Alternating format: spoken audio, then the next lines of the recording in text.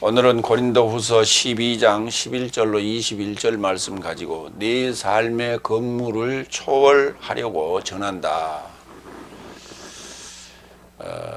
지금 이제 가지 못하고 또 편지로 전하는 그 이유를 오늘 지금 이제 주제에다 썼습니다. 결국은 고린도 교회를 가지 못했죠. 못하고 결국은 티토스를 보내서 그 상황을 알고 또 전하고 그리고 예루살렘을 향해서 가는 그러한 상황이 되게 되었죠. 그래서 아마 이런 편지를 지금 하는 거예요. 지금 고린도후서 12장 11절로 13절 첫 번째 대지로 네 삶에게 폐해 끼치지 않은 불의를 나에게 은혜로 갚으라, 이런 내용입니다. 그 좀 이상하죠. 내가 불의를 행했는데 그 불의를 나에게 은혜로 갚으라는 거예요.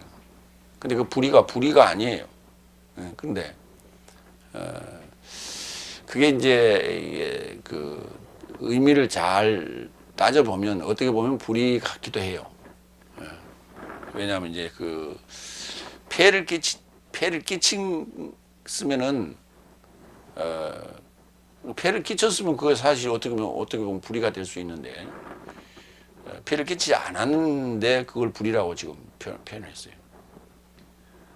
그러니까 이제 대접할 수 있는 상황인데도 그걸 폐해를 끼치지 않았다라고 하는 것은 그들 입장에서 볼 때는 참 기분이 좀 언짢은 부분일 수도 있죠. 근데 뭐 이유가 있었겠죠. 첫 번째 11절, 내가 어리석은 자가 된 것은 네 삶이 나를 압박하였기에 자랑한다. 왜냐하면 나는 네 삶에 의해 천거받을 빚을 졌는데 나 또한 아무것도 아니지만 지극히 대단한 사도 사함보다 하나도 부족하지 않다. 이제 그 본문 그 순서가 뭐 이렇게밖에 이제 번역이 안 됩니다. 그건 이제 조금 이제 그걸 추려서 다시 정리를 하면 이런 얘기예요. 네 삶이 압박하여 자랑함으로 네 삶에게 천거받을 빚을 졌다. 나는 아무것도 아니지만 대단한 사도 사함보다 부족하지 않다. 그러니까 내가 자랑했던 내용이 뭐냐면 고린도후서 12장 2절로 4절에 나오는 14년 전 그리스도스 안에 있었던 얘기, 그 다음에 셋째 하늘에 잡아 채워진 그런 얘기, 그 다음에 낙원에 이루고자 잡아 채워져서 거기서 말로 형용할 수 없는 것을 들었던 그 흐레마에 대한 얘기, 이게 이제 자랑의 핵심이에요. 근데 그 자랑을 하게 된 이유는 너희들이 하도 졸르고 너희들이 하도 그 말을 안 들어서 그래서 어쩔 수 없이 내가 이걸 자랑하게 됐다 하는 얘기예요. 그래서 내가 어리석은 자가 되었다. 왜냐하면 너희가 압박을 했기 때문에, 나를 압박했기 때문에 내가 자랑했는데 그 압박이라는 것이 이제 그 사도에 대한 그 변명, 사도에 대한 증명 등등을 요구했을 수 있어요. 그래서 이런 자랑을 하지 않았을까. 그러면서 이제 바울로스가 거기서 예루살렘에 있는 그 지금 12사도들과 내가 견주어 볼 때 내가 부족한 게 없다, 이런 얘기를 합니다. 자기에 대한 변명, 그 다음에 그 자랑을 하게 된 이유에 대해 설명하고 있는 것이죠. 고린도후서 11장 6절도 하나 봅니다. 그러나 내가 비록 말에는 문외하니어도 오히려 지식에는 그렇지 않으니 오로지 모든 삶 안에서 네 삶에 이르고자 모두 안에서 내 삶이 드러낸 것이다. 말은 내가 좀 잘 못해도 지식은 그렇지 않다라고 하는 얘기도 고린도후서에서 했습니다. 그러니까 자기를 변명하는 그런 내용들이 주로 많이 기록된 그 서신서가 고린도 전서 특히 후서에 많이 기록되어 있다, 이렇게 볼 수가 있어요. 그러니까 그만큼 고린도 교회가 복음을 전하는 데 있어서 힘들었다. 이렇게 말할 수가 있어요. 왜냐하면 고린도 교회가 그게 이제 아테네가 있죠. 아테네 그 주변에 아테네가 있어서 그 아테네의 영향이 상당히 그 많은 영향을 주었고 또 거기가 그 해양 도시이기 때문에 외부 사람들이 많이 들락날락하는 그런 곳이 그러다 보니까 외부 사람들과 많은 접촉을 하다 보면 사람들이 좀 어떻게 보면 좀 나름대로 깨어 있다고 할 수도 있고 좀 뺀질거린다 할 수도 있고 좀 그런 곳이에요. 그래서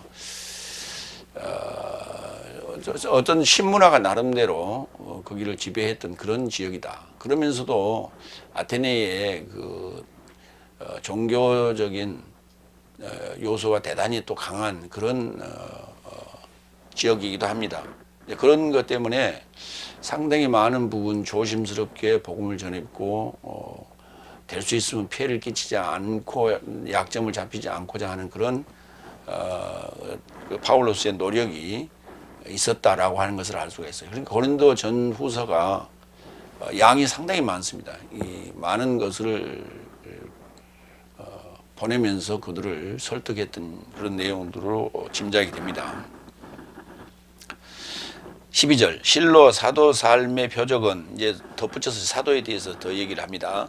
사도 삶의 표적은 네 삶 안에 있는 모든 인내 안에서 표적과 기사와 능력 안에서 실행되었다. 그러니까 결국 그 사도들이 행했던 그러한 표적은 네 삶 안에서 이루어졌다 하는 거예요. 그러니까 그 사도들이 특별한 어떤 능력을 그 행하고 또 그러한 표적을 행하는 것으로 너희들이 그렇게 오해할 수도 있지만 실은 너의 삶 안에서 이루어졌던 것이다. 그러니까 결국은 누구나 이 능력과 표적과 기사와 이적을 받을 수 있고 행할 수 있다라고 하는 거예요. 그건 뭐냐면 인내 속에서 그렇게 가능하다. 이런 것들이 결국은 이제 그냥 이루어지는 건 아니죠. 파울로스가 전한 그 복음을 듣고 또 그것을 인내함으로 나타날 수 있는 것이 너희들 안에서 일어났다 이렇게 말할 수가 있는 것이죠. 로마서 15장 17절로 19절을 좀 볼까요? 그런즉 나는 그리스도스 예수스 안에서 하나님을 향한 삶을 자랑으로 갖고 있다. 왜냐하면 그리스도스께서 나로 인하여 열국 삶의 순종에 이르고자 표적과 기적과 능력 안에서 하나님의 영의 능력 안에서 말씀과 사역으로 실행하지 않은 것은 무엇이든 나는 감히 전하지 않을 것이다. 그러니까 그 여기 지금 뭐 표적과 기적과 능력 이런 영의 능력, 말씀 사역의 이런 것들이 다 말씀을 증언함으로 말미암아 그것을 받음으로 말미암아 일어나는 거예요. 그래서 전하지 않을 것이다 그랬어요. 그러니까 결국 말씀을 전함으로 말미암아 표적도 일어나고 기적도 능력도 하나님의 영의 능력도 이렇게 실행이 되는 그런 것을 우리가 알 수가 있어요. 그같이 나를 예루살렘으로부터 일리리콘 주변까지 그리스도스의 복음을 채우라고 역사하셨다. 그러니까 이건 이제 열방을 담당하는 파울로스의 그 사역의 범위, 그 지역적인 그런 것을 설명하기도 하면서 예수님의 능력이 열두 사도들에게만 임하는 그런 것이 아니라 나에게도 임했고 그것이 너희들 안에서도 역사했다라고 하는 얘기를 지금 하고 있는 거예요. 세 번째 13절 왜냐하면 내 자신이 네 삶에게 폐해 끼치지 않은 것 말고는 네 삶이 나머지 교회의 삶을 초월하여 열등하게 된 것이 무엇이냐. 네 삶은 이 불의를 나에게 은혜 베풀라. 그러니까 피해를 끼치지 않았는데 다른 교회 삶보다 열등하게 됐다. 그 열등했다는 얘기는 결국은 이제 파울로스의 입장에서 볼 때 비교할 때 어느 교회를 칭찬하겠는가? 베레아 교회나 데살로니가 교회나 에베소 교회를 칭찬하겠죠. 예. 그러니까 그 마게도니아 쪽을 훨씬 더욱더 칭찬했을 거다. 그러니까 거기에 비교해서 너희가 열등한 그 교회로 보일 수 있다 하는 거예요. 그렇지만은 내가 향한 그게 이제 불이라는 거예요. 그게 불이라는 거예요. 그러니까 그것을 나에게 은혜로 좀 베풀어 다오. 이렇게 지금 요구를 합니다. 근데 그 은혜 베풀어 달라라고 하는 은혜를 갚어라. 그러니까 은혜를 베풀다라고 하는 것은 능동태가 되는 것이고 은혜를 갚는 건 수동태가 되는데 여기 은혜 갚으라고 하는 이 단어는 중간 디포로 되어 있어요. 그것이 바로 너 자신들을 위한 삶이다라는 거예요.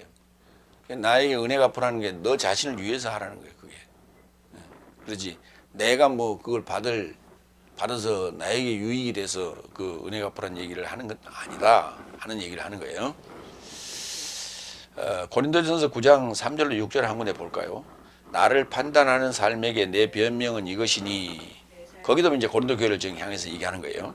내 삶은 먹고 마실 권을 갖지 못한 것이 아닌가. 먹고 마실 권을 당연히 그 권리가 있죠. 그 다음에 내 삶은 남은 사도 삶과 주의 형제 삶과 케파스와 같이 자매인 여자를 데리고 다닐 권리를 갖지 못한 것이 아닌가. 나도 내 그 여자 데리고 다닐 권리 있다 이거예요. 그런데 지금 안 하고 있다는 것이지. 6번째 6절 혹 나와 바르나바스와 일하지 않을 권리를 갖지 못한 것인가. 나는 꼭 일만 해야 되는 그런 권리를 갖는 건 아니다. 나도 쉴 권리가 있다 하는 얘기예요. 그래서 자기의 권리를 지금 이렇게 충분히 얘기합니다. 그러니까 내가 고린도 교회 가서 거기서 복음 전하고 먹고 마시고 할 권리 있다. 그러나 그렇지 않게 했다는 거예요. 왜? 복음을 전하기 위한 하나의 그것이 혹시나 올무가 될까 해서 그렇지 않았다는 얘기예요. 나는 권리가 있다 충분히 하는 얘기를 지금 고린도전서 9장에서 충분히 얘기를 했어요. 두 번째로 갑니다.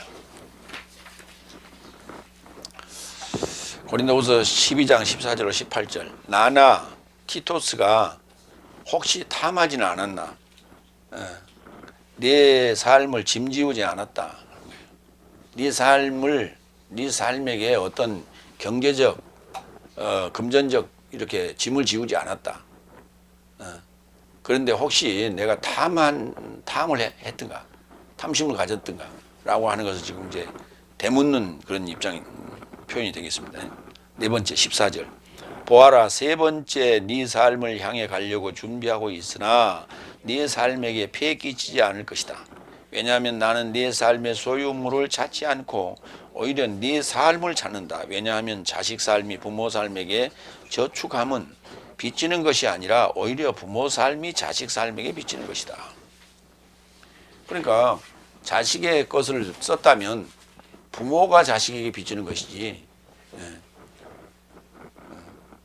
그 자식이 부모 삶에게 그 저축하는 것 자체가 빚지는 건 아니라는 거예요. 그러니까 결국은 내가 복음 전하고 가서 먹고 잠자고 하는 그것이 나에게 저축하는 것인데 내가 빚을 지는 것이라는 거예요. 내가 빚을 지는 것이지 여러분이 빚을 지는 건 아니다. 그런데 그럼에도 불구하고 내가 그렇지 않았다는 얘기를 지금 하는 거예요. 그러니까 이제 그 전하는 자는 부모 입장, 받는 자는 자식 입장으로 지금 설명을 하고 있는 거예요. 데살로니가전서 2장 11절로 12절도 볼까요? 네 삶의 각자 한 사람마다 아버지가 자기 자식의 삶에 하는 것 같이 네 삶도 알고 있듯이 네 삶을 자신의 나라와 영광에 이루고자 초청하신 하나님의 합당한 행보에 이루고자 내 삶은 네 삶을 위로하고 격려하고 증언한다. 이게 지금 아버지의 마음이에요. 부모의 마음이다. 그리고 복음 전하는 자의 마음이다. 라고 하는 얘기를 지금 하는 거예요. 로마서 13장 8절도 볼까요? 서로를 사랑하는 것 말고는 한 사람에게도 하나도 비치지 말라. 왜냐하면 색다른 자를 사랑하는 자는 법을 채운 것이다. 그러니까 사랑의 빛. 결국은 이게 주거니 받거니 하는 게 그게 물질적인 어떤 그 빚을 지우고 지는 게 아니라 결국은 그게 사랑의 빛이다 하는 거예요. 사랑의 빛을. 결국은 그러니까 내가 복음 전하는 자체가 사랑의 빛을 갚는 거고 그것에 대한 대접하는 게 그게 당연한 거다. 그게 당연한 거다. 결국 이제 그 바울로스가 고린도 교회에 가서 그 느낀 여러 가지 지금 서운한 감정도 여기 있는 거예요. 서운한 감정도 있어. 그래서 그들을 표현하기를 열등하다 이런 표현을 썼죠. 그러면서도 그것을 직접적으로 지금 얘기는 안 하고 슬슬 지금 이렇게 돌려서 지금 얘기를 하고 있다 이렇게 볼 수 있어요. 5번째 15절. 그래서 나는 달갑게 허비할 것이며 네 삶 목숨이 초월하여 내가 탕진당할 것이다. 나는 네 삶도 넘치게 사랑하였거든. 나는 덜 사랑받느냐. 여기 이게 이제 어떤 그런 서운한 감정이죠. 나는 다 있는 거 다 내주고 네 목숨이 초월하면 나는 완전히 내 목숨을 다해서 다 쏟아낼 것이다 하는 거예요. 탕진을 당할 것이다. 다 털려버리는 거죠. 아무것도 내가 감춰놓은 게 하나도 없이 다 줬다. 그럼에도 그렇게 내가 넘치는 사랑을 했는데 나는 받는 사랑이 뭐가 있냐? 아무것도 없다. 지금 이런 얘기예요. 예, 정말 그 15절을 보면은 바울로스가 그 고린도 교회에 느꼈던 그 서운한 감정이 여기 지금 나타납니다.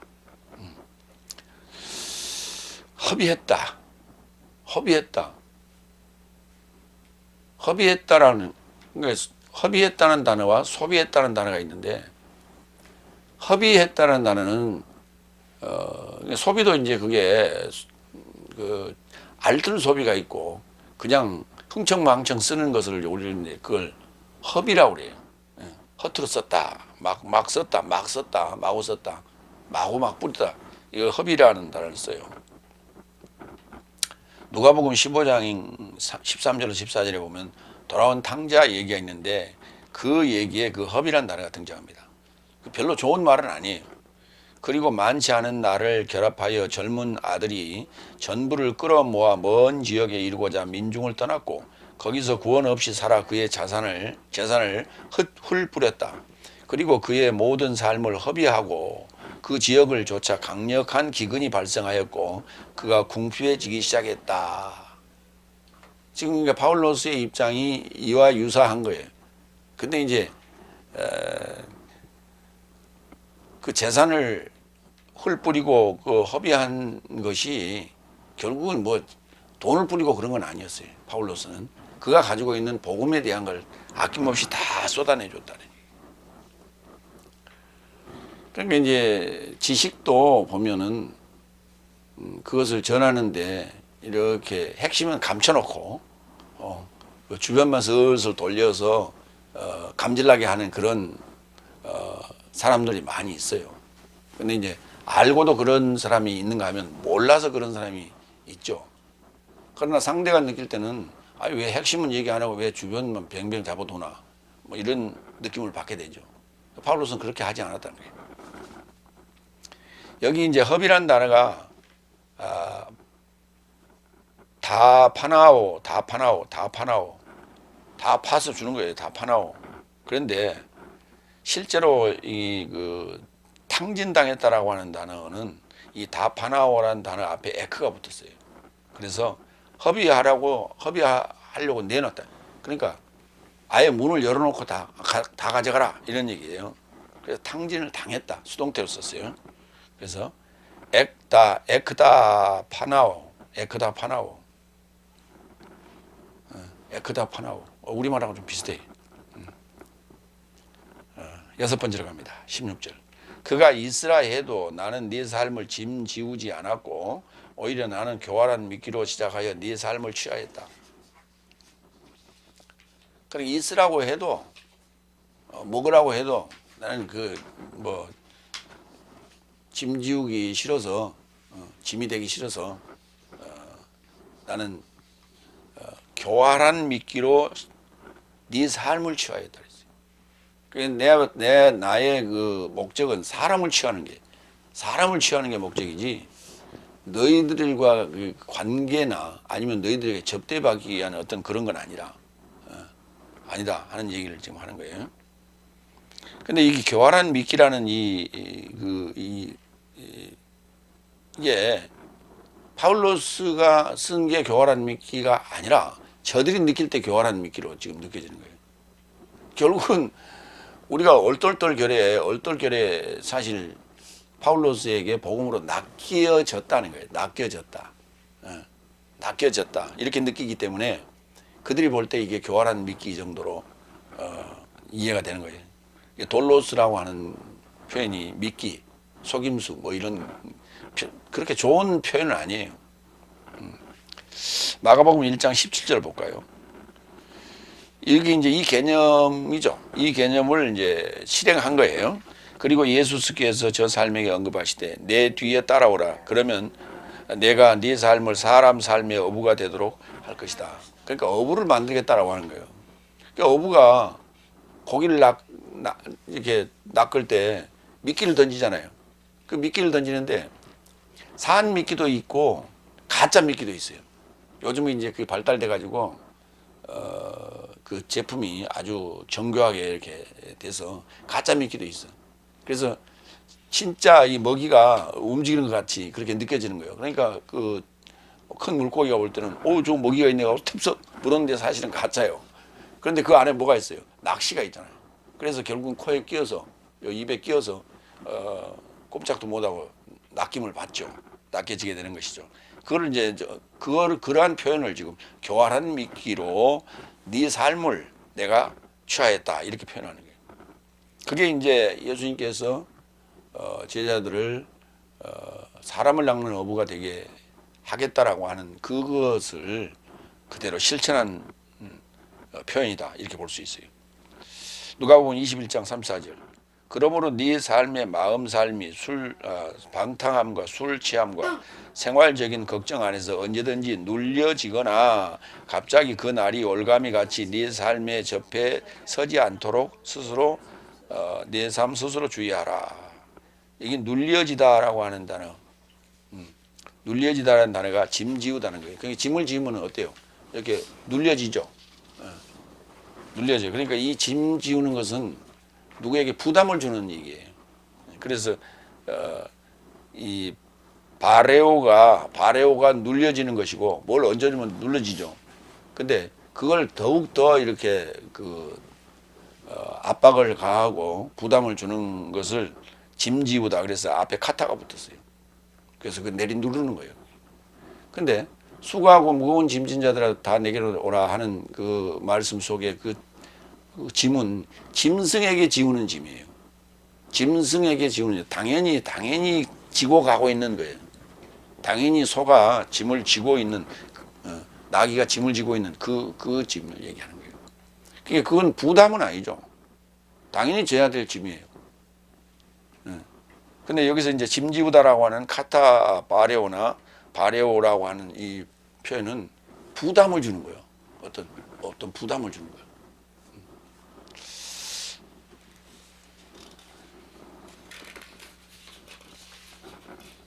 그 다음에 이제 미끼와 속임수인 돌로스라고 하는 이 둘로스하고 헷갈리게 돼 있어요. 지난번 내가 설교하면서 이걸 이 종으로 잘못 번역을 했던데 보니까 돌로스예요. 돌로스와 둘로스는 그 알파벳 하나 더 들어가고 덜 들어가고 할 차이예요. 돌로스예요. 이게 속임수. 데살로니가전서 2장 3절로 4절. 내 삶의 권면은 미혹에서 난 것도 아니요 더러움에서 난 것도 아니요 속임수에서 안에서도 아니다. 그때 속임수란 단어가 돌로스예요. 미끼. 그러니까 그 아니라고 부정했어요. 다른 데서는. 그리고 이 미끼라는 단어가 속임수라는 단어가 좋은 용도로 쓰이지는 않았어요. 그러니까 실제로 고린도 교인들이 느끼는 감정이 그렇습니다. 교활한 미끼로 느껴졌을 것이다라고 지금 보고 지금 바울로스가 쓰는 거예요. 왜 얼떨결에 하다 보니까 자기들이 지금 기독교를 받아들이게 됐거든. 응? 예수의 복음을 받아들이게 됐거든. 그래서 우리가 낚였네 이렇게 되는 거죠. 네 번째, 오히려 하나님에 의하여 내 삶이 확증받은 것 같이 복음을 믿게 될 것이라고 내 삶은 전하고 있노라. 내 삶이 사람 삶에게 만족해 하는 것이 아니라 내 삶의 마음을 확증하시는 하나님으로 만족해 하려 합니다. 예. 결국 하나님을 기쁘게 하기 위한, 하나님을 만족하기 위한 것이지 사람을 기쁘게 하는 건 아니다 하는 거예요. 그러니까 결국은 이제 예수님께서 사람을 낚는 어부가 되게 한다라고 하는 그것을 스스로 실천하고 있는 것을 지금 오늘 고린도 후서에서도 그다음에 데살로니가 전서 2장에서도 이렇게 표현하고 있어요. 일곱 번째로 갑니다. 18절, 17절, 18절. 네 삶을 향하여 파견한 삶에서 누군가 그로 인하여 네 삶을 탐하지 않았는가? 내가 티토스를 위로하고 형제를 함께 파견하였는데 티토스가 뭔가 네 삶을 탐하지 않았더냐? 내 삶이 동일한 영으로 활보하지 않았더냐? 동일한 발자취 삶이 아니더냐? 그러니까 나와 티토스와 함께 간 그 형제가 동일한 영으로 활보했고 동일한 발자취를 걸어왔기 때문에 내가 안 했다면 그들도 안 했을 것이다 그런 얘기예요. 그런데 혹시나 티토스와 함께한 일행이 네 삶에게 뭘 요구하거나 그런 탐하는 어떤 모습을 보이지 않더냐 이렇게 지금 묻습니다. 이 티토스 얘기는 앞서 한참 전에 지금 나온 얘기인데 또 이 얘기를 또 하는 거예요 지금. 그러니까 상당히 지금 오늘 12장에서 뭔가 좀 서운한 감정이 많이 있어요. 그래서 그거를 그들에게 지금 대묻는 거예요. 지금. 그러니까 그동안에 또 그 외에 어떤 서신이 왔다, 또 어떤 소식을 들었다 이렇게 말할 수가 있어요. 그래서 나와 티토스와 함께한 자들이 서로 다르지 않다. 부전자전이다. 그래서 뭐 나는 나를 변명한다고 치지만 티토스나 그 함께한 그 형제가 나와 다르게 행동했다면 나의 변명이 사실 아무 가치가 없고 무의미하게 되겠지. 그런데 그들은 혹시 어쩌더냐라고 이제 그걸 또 묻는 거예요. 뭐 뻔한 걸 묻는 것이죠. 고린도후서 7장 2절 마찬가지죠. 고린도. 왜냐하면 이 고린도 교회이기 때문에 고린도 전후서를 많이 내가 인용하고 있죠. 네 삶은 내 삶을 수용하라. 내 삶은 아무에게도 불의하지 않았고 아무에게도 부패하지 않았고 아무에게도 탐욕하지 않았다. 이게 탐욕이라는 단어가 등장합니다. 이미 앞서서 얘기를 했어요. 또 하고 하는 거예요. 이게 이제 그 종교라고 하는 형태가 종교를 빙자해서 많은 어떤 그런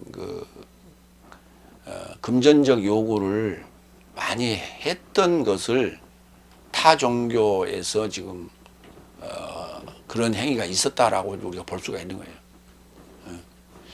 우리나라에서도 지금 요즘 문제가 되고 있는 천공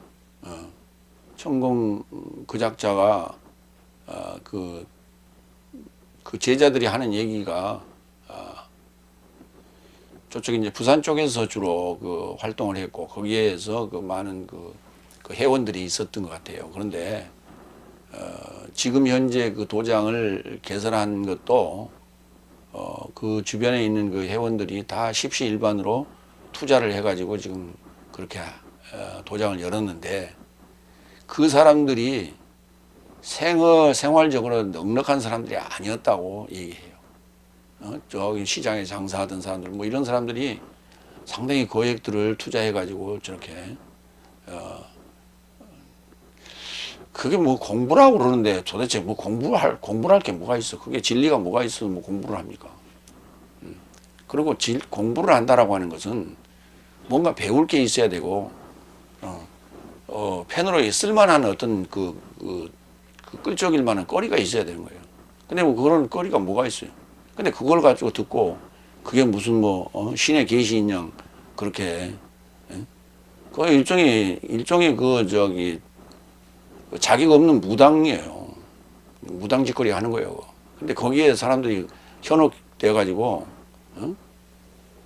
그러니까 어떤 신비감을 조성하면 신비감을 만들고 그것이 하나 둘 이렇게 그 예언이 맞아 들어가면 사람들은 그 신비감이 더 취하죠.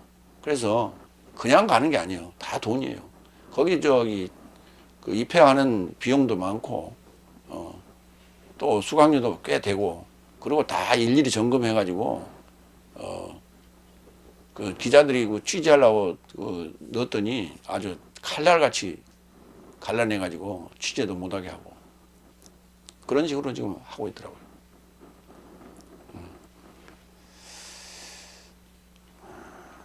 그래서 그때 그 고린도 아테네 지역에 물산이 굉장히 풍요로웠기 때문에 특히나 아테네 쪽에 아테네가 그런 걸 기반으로 해서 거기에 신전이 세워지지 않았을까 하는 생각이 들고 또 그 아테네 신전을 중심으로 한 그 거기에 많은 그러한 그 금전적 물질적 요구들이 많았을 것이다.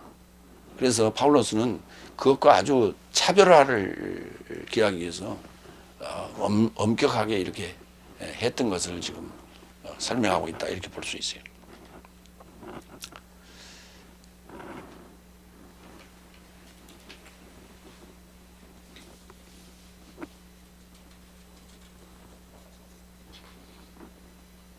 어디까지 읽었죠? 3단 들어가야 돼요? 예. 세 번째 단락 들어가겠습니다. 고린도후서 12장 19절로 21절. 나를 다시 가지 못하게 하셨다. 결국은 이 얘기예요. 하나님께서 허락 안 해서 결국은 못 가게 됐다. 그 이유를 또 이제 마지막 단락에 설명하는 거예요. 8번째 19절. 내 삶이 네 삶에게 변명한 것을 네 삶은 다시 생각하느냐? 내 삶은 그리스도스 안에 계신 하나님 앞에서 전한다. 그래서 사랑하는 삶과 이 모든 삶을 네 삶의 건물이 초월하고 전한다. 그러니까 내가 지금 변명하는 것 자체가 내 개인적 변명이 아니라는 거예요. 내가 그리스도 안에 계신 하나님 앞에서 전하고 있다. 그러니까 하나님이 지금 다 듣고 보고 계시기 때문에 내가 거짓말한 건 하나도 없다. 이런 얘기예요. 그 하나님이 그 내 변명을 다 보증하고 계신다. 이런 얘기예요. 근데 그래서 그렇게 내가 전하는 모든 이유는 네 삶의 건물이 초월하고자 하는 것이다. 갑자기 네 삶의 건물이 무슨 왜 건물이 갑자기 나와? 그러니까 건물이라고 하는 이 건축물이라는 이 표현 자체가 뭐 덕이라고 지금 잘못했는데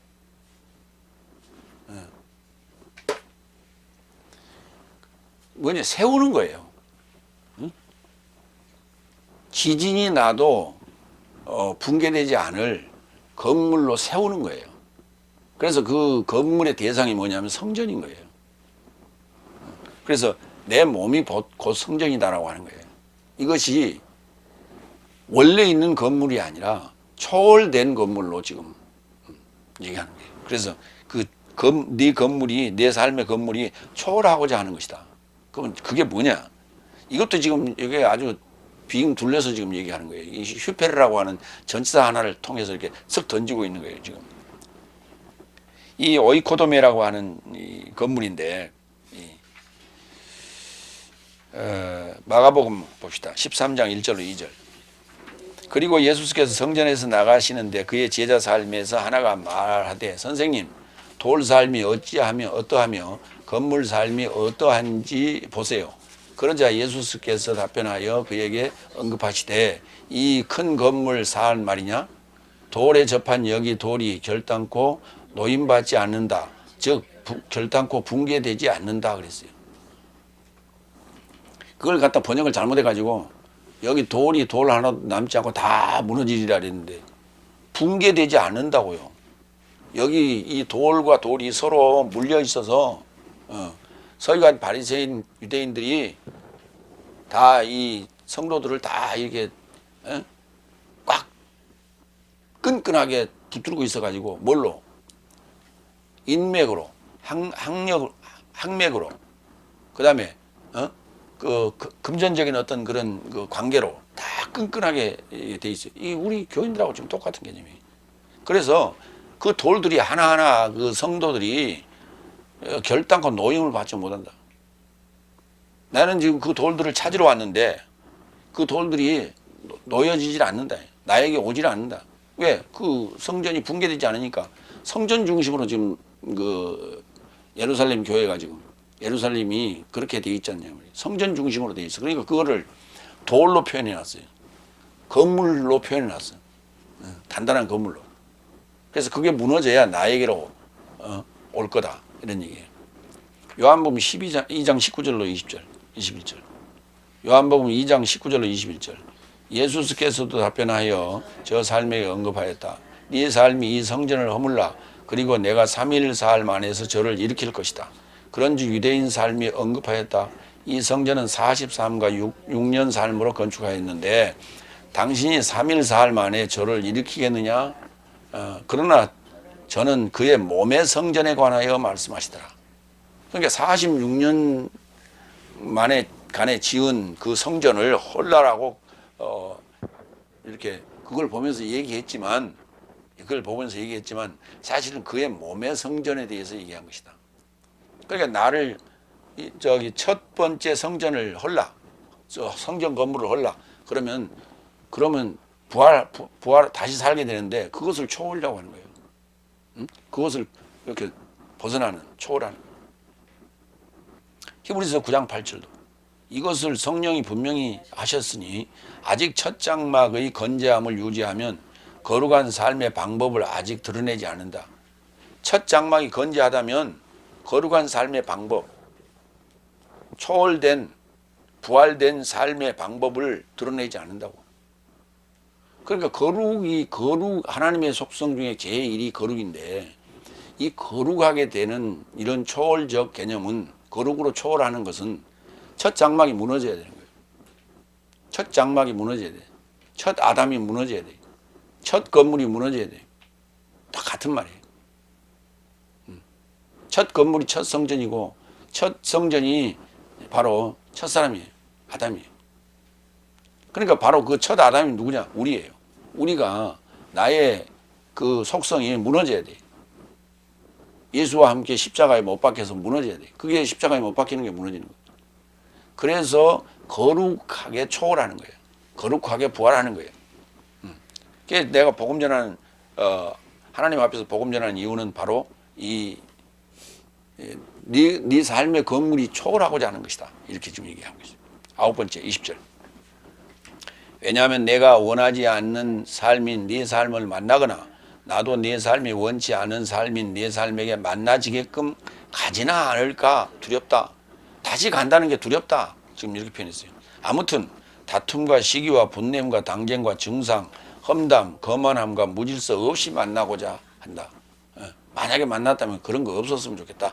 이런 얘기예요. 고린도전서 5장 3절로 5절. 왜냐하면 참으로 나는 몸으로는 떨어져 있으나 영으로는 가까이 있는 것 같이 이같이 그것을 저지른 자를 가까이 있는 것 같이 내가 벌써 판결한 것이다. 그러니까 이런 다툼, 시기, 분냄, 당쟁, 중상, 험담, 거만함, 무질서하는 이들은 이미 나는 그 판결했다. 여기 멀리 있어도 판결한 것이다. 4절. 내 삶의 주 예수 그리스도스의 이름 안에 네 삶과 내 삶의 주 예수 그리스도스의 능력과 함께 내 영도 소집되었으니 주 예수의 날에 영은 구원받게 하려고 육체의 파멸에 이르고자 이런 자를 사탄에게 넘겨주려 합니다. 그러니까 이런 원치 않는 그런 요소들은 다 사탄에게 넘겨줘라. 사탄에게 넘겨줘라. 이게 사탄이 우리의 목숨을 원하는 거 아니에요. 그러니까 십자가에 못 박아서 사탄에게 주는 거는 그 목숨에 죽은 목숨을 주는 거예요. 이거 먹고 떨어져. 그러니까 껍데기만 가지고 좋다고 있는데 영으로 예수님과 함께 부활해 버리는 거예요. 그러니까 가서 잡았네 그러고 딱 잡아서 사탄이 그리고 딱 왜 십자가에 못 박혔으니 꼼짝도 못 하잖아요. 그러니까 아이고야 하고 딱 잡았네 그랬는데 예수님과 함께 부활해 버리는 거예요. 그러니까 딱 잡았네 그랬는데 겉옷 벗어버리고 달아나 버리는 그런 입장이에요. 이해가 되죠?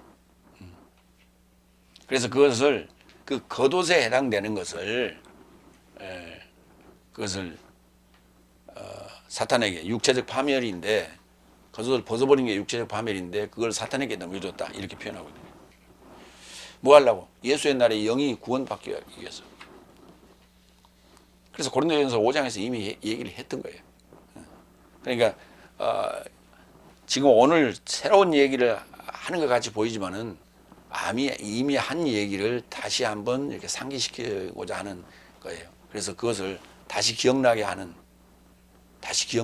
다시 되새김하게 하는 그런 입장이다 이렇게 볼 수 있어요. 10번째 21절 나의 하나님께서 네 삶을 향하여 나를 낮추시려고 그리고 앞서 죄지은 많은 삶과 저 삶이 저지른 더러움과 음란과 호색함에 접하여 회개치 않은 많은 삶을 애통하려고 나를 다시 가지 못하게 하셨다. 이제 두 가지로 나눠서 설명하겠습니다. 하나님께서 네 삶을 향하여 나를 낮추시려고 다시 가지 못하게 했어요. 첫 번째 누가복음 14장 11절 자신을 높이는 자는 모두 낮아지게 되고 자신을 낮추는 자는 높아지게 될 것이다. 지금 이 개념으로 지금 설명을 하는 거예요. 네 삶을 향해서 나를 낮추시려고, 다시 말해서 하나님이 나를 높이시려고 이런 얘기예요. 그 낮추다는 단어가 타페이노. 그 다음에 두 번째 이유가 뭐냐? 앞서 죄지은 많은 삶과 저 삶이 저지른 더러움과 음란과 호색함에 접해 회개치 않는 많은 삶을 애통하려고 나를 다시 가지 못하겠다고. 애통하려고. 죄지은 많은 삶과 그 다음에 저들이 저지른 더러움, 음란, 호색을 저질렀지만 회개치 않는 그런 삶을 애통하려고. 근데 왜 애통해야 되냐? 마태복음 5장 4절 애통하는 삶은 행복하다. 왜냐하면 저 삶이 위로받을 것이기 때문이다. 이게 이제 이 애통이 어디까지 연결되냐면 로마에 가서 순교까지 연결되는 거예요. 자, 마무리합니다. 나는 대단한 사도 사람보다 부족하지 않다. 또한 네 삶에게 폐 끼치지 않으려는 불의를 나에게 은혜로 갚으라. 내가 파견한 티토스와 형제가 혹시 탐하지 않았는지 내 삶이 그리스도스 안에 계신 하나님 앞에서 네 삶의 건물을 초월하려고 전하고 있으며 네 삶을 향해 나를 낮추려고 또 죄짓고 죄겠지 않은 삶에게 애통하려고 하나님께서 다시 가지 못하게 하셨다. 그러니까 나 기다리지 마라 하는 얘기로 이제 마무리를 합니다. 아멘. 기도하겠습니다.